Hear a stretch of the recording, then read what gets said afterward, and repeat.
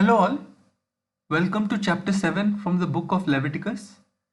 This chapter is again with regards to additional instructions given to priests concerning the offerings. In the beginning of this chapter, we see specific instructions for the priests concerning the trespass offering are given. In addition to the instructions in chapter 5 of Leviticus, the priests were to do the following. Blood of the sacrifice had to be sprinkled around the altar. So there was no need of taking the blood inside the tent of the tabernacle. Also, details of the fat that had to be burnt on the altar is provided. Details of the parts that had to be eaten by the priest is provided. Every male in the priest's family was allowed to eat from the offering, however, only in the sanctuary area. We then see specific instructions for the priests concerning the peace offering is provided. In addition to the instructions in chapter 3 of Leviticus, the priests were to do the following. Thanksgiving offering was to be made in the form of a peace offering.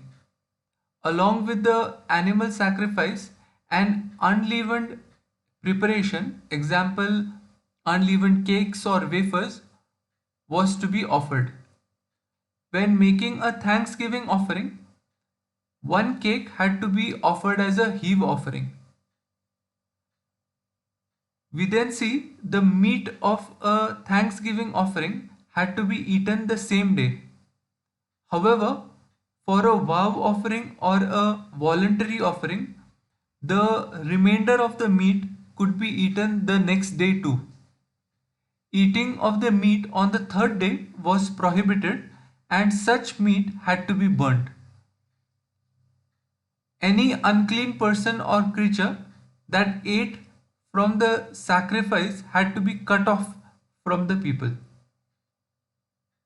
Cut off here in this context means excommunication according to scholars. We then see God in general instructs that the people should not be eating the fat and blood of any animal. If eaten, then they had to be cut off from the people. This again, scholars believe, is pertaining excommunication. Towards the end of the chapter, we see that delegation in a peace offering was not allowed, and the person for whom the peace offering was to be made had to be personally present and had to go to the priest. The breast of the sacrifice had to be offered as a wave offering.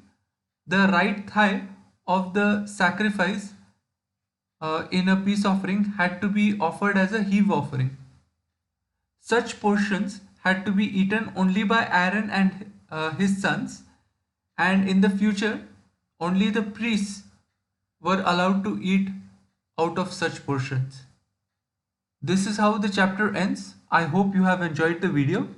Until next time, may God bless us all. Bye bye.